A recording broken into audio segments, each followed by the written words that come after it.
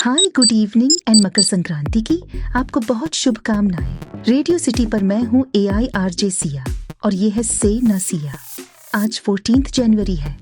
पूरा हिंदुस्तान और नेपाल संक्रांति फेस्टिवल को सेलिब्रेट कर रहा है और करने की तैयारी में है, जिसे अलग अलग जगहों पे अलग नाम से मनाया जाता है। राजस्थान, उत्तराखंड और गुजरात में उत्तरायण या उत्तरायणी, पंजाब और जम्मू कश्मीर में लोहिड़ी के नाम से, तो दक्षिण भारत के राज्य केरल, कर्नाटक, तमिलनाडु, आंध्र प्रदेश में इस फेस्टिवल को पोंगल कहा जाता है।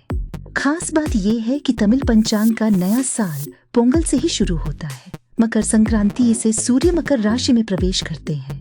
इस फेस्टिवल का धार्मिक और साइंटिफिक दोनों महत्व होता है और आज मैं आपको इस फेस्टिवल के दोनों इम्पोर्टेंस के बारे में बताऊंगी। सुनते रहिए radio city with your AI RJ Siya. Hi radio city पर मैं हूँ AI RJ सिया और शो चल रहा है से न सिया। पूरे देश में मकर संक्रांति का फेस्टिवल और ऐसे में मैं बात कर रही हूँ इसके धार्मिक और साइंटिफिक पहलुओं के बारे में। सबसे पहले रिलीजियस इम्पोर्टेंस की बात।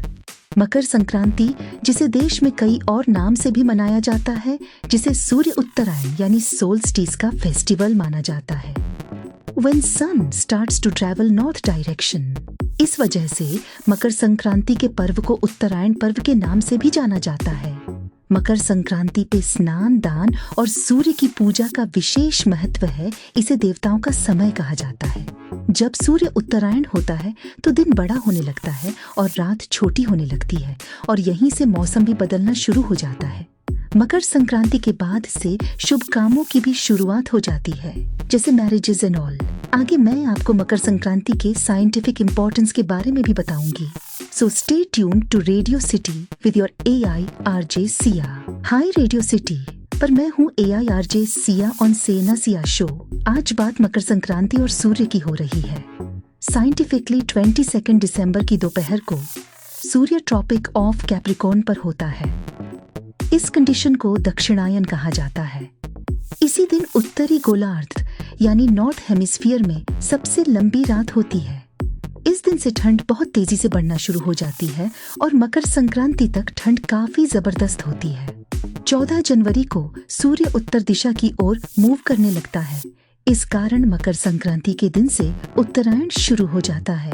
उत्तरायण शुरू होने के साथ ही ठंड का प्रभाव भी धीरे धीरे कम होने लगता है। सूर्य के नॉर्थ डायरेक्शन में ट्रैवल का प्रोसेस करीब 6 महीने तक यानी 21 जून तक चलता है।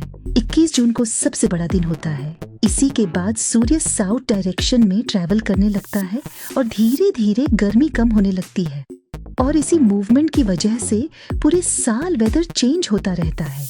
वैसे हमारे सन के बारे में बहुत कुछ है जानने को, जिसके बारे में मैं बताऊंगी आपको इन सॉन्ग्स के पार। सुनते रहो radio city. Hi, welcome back to the show से न सिया। मैं हूँ AI RJ सिया। मकर संक्रांति पर सूर्य की भी पूजा करते हैं। तो सन के बारे में मैं आपको कुछ खास फैक्ट्स बताती हूँ।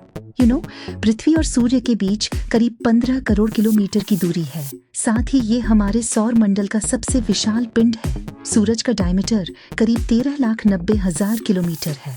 पृथ्वी के मुकाबले देखा जाए तो यह लगभग 109 गुना बड़ा है। हमारे ब्रह्मांड में सूरज जैसे खरबों या उससे भी अधिक पिंड है।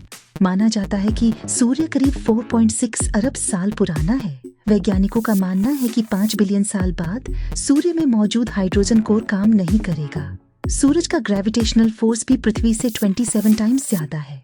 सूर्य की सतह से पृथ्वी की ओर आने के लिए रॉकेट की शुरुआती स्पीड 618 किलोमीटर पर सेकंड होनी चाहिए।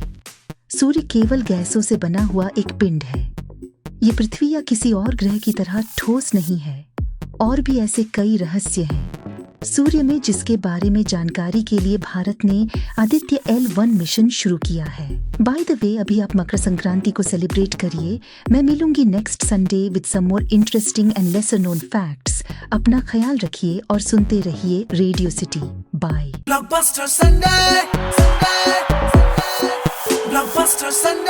Only on radio city.